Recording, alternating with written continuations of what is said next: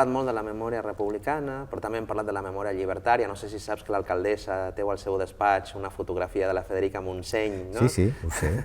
Al seu despatx, però la memòria cooperativista, feminista... Tu has explicat moltes coses sobre això, fins i tot hi ha una anècdota que jo no coneixia, un episodi històric, aquest és el dels 18 del no. Sí, esclar, el dels 18 del no... Què va ser exactament? El tema dels 18 del no va ser l'any 75, al mes de març, per tant, abans de mort del Franco, l'Ajuntament d'Enric Masó va rebre una petició per part d'entitats, diverses entitats de la ciutat, que es fessin cursos de català, sobretot pels barris del nord de la ciutat, pels immigrants. Es va proposar 50 milions de pessetes per organitzar aquests cursos i 18 regidors van dir que no. 9 van dir que sí. Immediatament es va muntar una campanya de rebuig a l'alcalde i en aquests regidors, que a més va ser un plenari molt agitat, perquè fins i tot es van burlar de la llengua, etc. Bé, la campanya dels dies següents va fer que aquells regidors fossin absolutament bescantats i que l'alcalde, 15 dies després, es fes enrere i donés 47 milions de pessetes pels cursos de català. Però no solament això, sinó que va haver-hi grans queixes i mobilitzacions, sobretot a 9 barris, que és on més falta feia i els usuaris ho demanaven.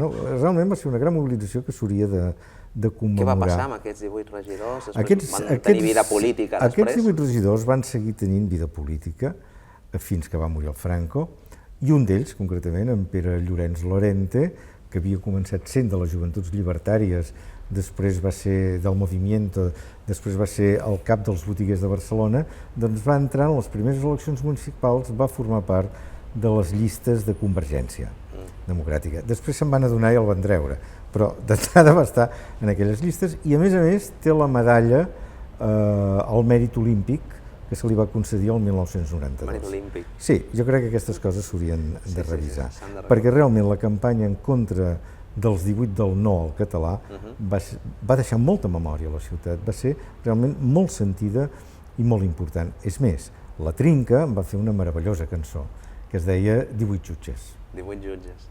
Una altra cosa que ens ha interessat molt és en aquesta recuperació de la memòria municipalista és també la figura d'alguns regidors, regidores, alcaldes, oblidats. Ja quan va ser el discurs d'investidura de l'alcaldessa, Ada Colau, vam tenir l'oportunitat, jo vaig esmentar allà l'Hilari Salvador, que va ser el darrer alcalde republicà a Barcelona, vam fer un homenatge a Lluís Companys, al Born, que també era un homenatge a Lluís Companys, que va ser regidor també a Barcelona.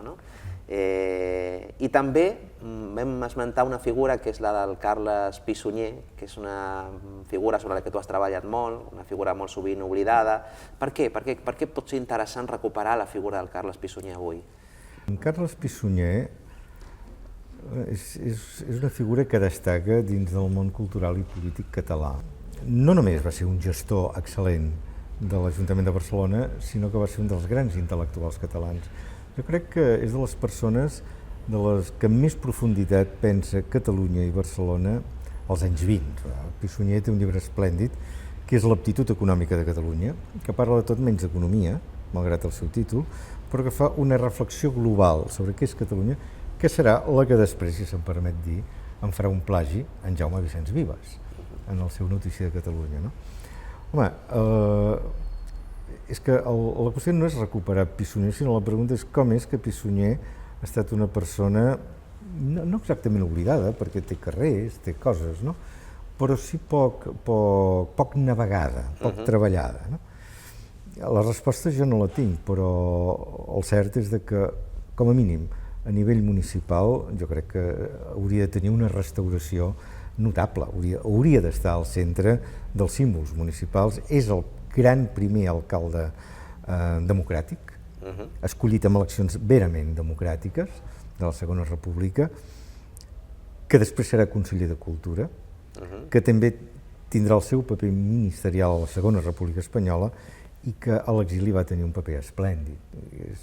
És una figura central, jo crec, del pensament, de la cultura i de la política catalana. Perquè a més és una mena d'alcalde accidental, no és una figura, si més no, fins jo ho veig, un home d'una gran sofisticació intel·lectual, però que li toca viure moments el 34, després el 38... Clar, és una persona que en aquest sentit és admirable perquè se sap adaptar. Ell és certament un intel·lectual que té un discurs propi antinoucentista, molt propi ja d'aquests anys 20, que el noucentisme i la seva expressió política va caient, i que després, quan ha de gestionar i fer créixer la ciutat en termes moderns, ho fa.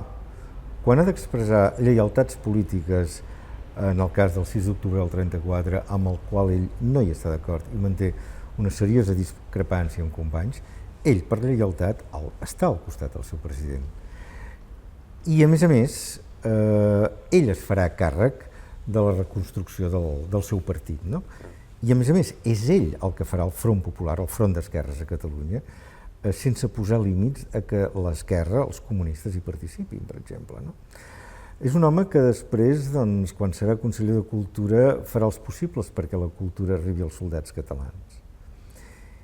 I és el que va fer una reflexió que en aquests dies, per tot el que estem vivint i de la manera que ho hem viscut amb les relacions entre Catalunya i Espanya, va ser fecundíssima, jo crec que era el nucli de la qüestió en plena guerra. Pissunyer es va queixar en plena guerra l'any 38, a la Sanya mateix, en el Negrín, es va queixar que el problema que tenia Catalunya era que no tenia prou representativitat en el govern d'Espanya per dirigir la guerra. Catalunya estava fent un esforç prou gran en la guerra com per no només posar-hi soldats, sinó també per participar en la manera de pensar de com es havia d'organitzar la guerra, de com s'havia de desenvolupar i de com s'havia de gestionar tot el conflicte bèl·lic. I això no es va acceptar mai. I això va ser sempre un problema.